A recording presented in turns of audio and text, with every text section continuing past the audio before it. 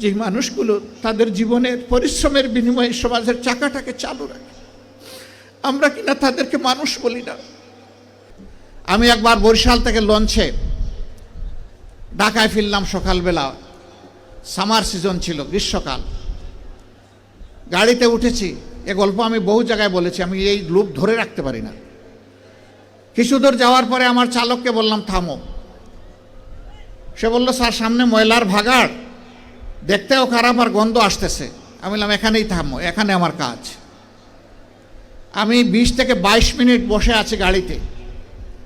মাঝে মাঝে সেও আমার মুখের দিকে একটু ঘুরে তাকায়, আমার পাশে বসা একজন সহকর্মী তিনিও তাকান। তারা বুঝতে পারছেন না যে কেন এই জায়গাটায় আমি দাঁড়িয়ে আছি, কিছু বলছিও না করছিও না। ওই সময়টা পরে গাড়ির দরজা খুলে বের হলাম, তখন এই জল্লাদের শাসন চলতেছে বাংলাদেশে, 2015 সাল। আমার সঙ্গী আমাকে বললেন আপনি গাড়িতে বসেন, কি করতে হবে আমাকে বলেন, আমি সেরে আসি। আমি বললাম better you come with me, আপনিও আসেন আমার সাথে আসেন। দরজা খুলে পিছনের দিকে হাঁটা শুরু করলাম। ড্রাইভার বলতেছে স্যার গাড়ি ব্যাক করি। আমি না, এখানে থাকো। একটা খাবারের দোকানে গিয়ে ঢুকলাম, কিছু খাবারের প্যাকেট নিলাম, পানি নিলাম, নিয়ে আবার এসে গাড়িতে বসলাম। এবার চালক বলতেছে স্যার যাই। আমি বললাম না, আমার কাজ শেষ হয়নি। 5-7 মিনিট পরে আমি গাড়ির দরজা করে আবার নামলাম। সঙ্গীকে বললাম ভাই এই প্যাকেটগুলো নেন, আসেন আমার সাথে, আমিও কিছু নেই আপনিও কিছু নেন। গিয়ে ওই ময়লার ভাগাড়ের কাছে হাজির হলাম। ততক্ষণে একদল লোক যারা এই ময়লাগুলা বেলচা দিয়ে ডাম্পিং ট্রাকে উঠিয়ে শেষ করেছে, এখন বেলচা ছুঁড়ে ওখানে ফেলে দিয়েছে। তাদেরকে গিয়ে সালাম দিলাম, 5 জন লোক, আসসালামু আলাইকুম। জবাব দেয় না, মুখের দিকে তাকায়। আবার সালাম দিলাম, আসসালামু আলাইকুম। এবারও জবাব পেলাম না, আবারও মুখের দিকে তাকায়। এরপরে বললাম কি ভাই আপনাদের মধ্যে কি কেউ মুসলমান আছেন? একজন ভীষণ রাগ করে বলল আমি শুধু মুসলমান না, বাকি ওরা তো সব মুসলমান। তো জবাব দেয় না কেন? বললাম কোনো সমস্যা নাই। আবার সালাম দিচ্ছি, আসসালামু আলাইকুম। এবার সবাই সমস্যারে জবাব দিল ওয়ালাইকুম আসসালাম। জিজ্ঞেস করলো আপনি কে?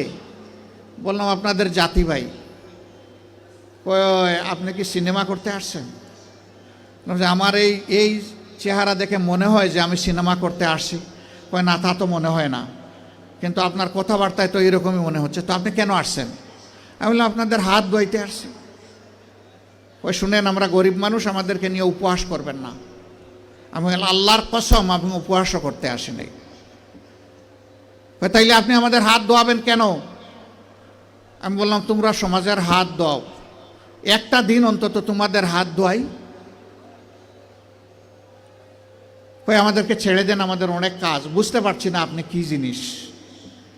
আমি বললাম যে আমি বড় শক্ত জিনিস, হাত না ধুইয়া তোমাদেরকে ছেড়ে দেব না আমি। রোদের মধ্যে ঘামতেছে, একজন রাগ করে বললো এই দে, উনার এত শখ জাগছে, দে হাত দে, আমারটা আগেই দিচ্ছি। তো উনি হাত দিল, আমি ধোয়াই ঠোয়া খসলাইয়া পরিষ্কার করে বললাম ভাই অনেক শুক্রিয়া তোমাকে। একজন একজন করে হাত দেয় আর খিলখিলাইয়া হাসে। আমার ধারণা আমাকে দেখে মনে করছে পাবনার হেমায়েতপুর থেকে ছুটে আসা কোনো পাগল ছাড়া আর কিছু হবে না। হাত ধোয়ানো শেষ। এবার আমার 2 সঙ্গীকে বললাম যে একটু খাবারের প্যাকেটটা দেন। বললাম না না এগুলো লাগবে না। বললাম কেন লাগবে না ভাই? তোমরা তো চাওনি, আমি খুশি হয়ে দিচ্ছি, একটু নিবা না? জি না জি না জি না, এগুলো আমরা। আমি বললাম যে বলো তাইলে কোনটা থেকে খেতে হবে, আমি আগে খাই একটু, তারপরে নিয়ে যাও। তখন একজন বলে তাইলে ঠিক আছে দিয়া দেন। আমি বললাম হ্যাঁ দুনিয়া অনেক কিছু ঘটে।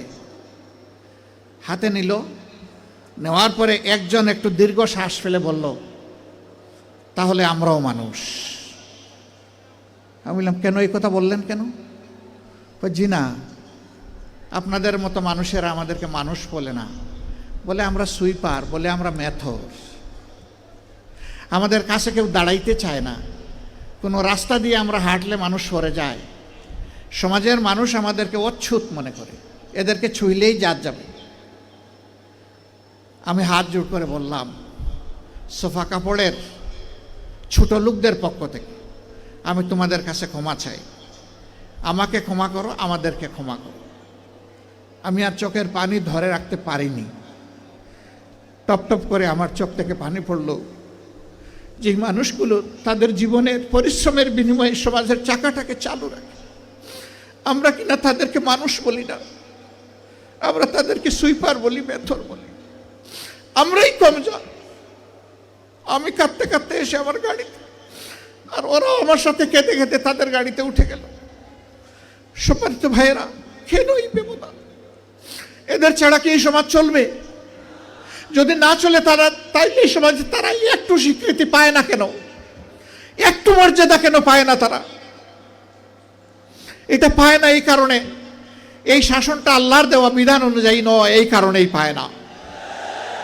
যদি আল্লাহর দেওয়া বিধান অনুযায়ী পাইতো, তাহলে ওরাও নিজেদেরকে সম্মানিত মনে করত, তাদের মুখ দিয়ে এই কথা বের হয়ে আসতো না, যাক আজকে বুঝতে পারলাম যে আমরাও মানুষ। আক্ষেপের সুরে এই কথা তারা বলতো না। ভাই, আমরা এইরকমই একটা মানবিক বাংলাদেশ চাই। এই বাংলাদেশটাকে আমরা সবাই চাই, শিওর সবাই চাই।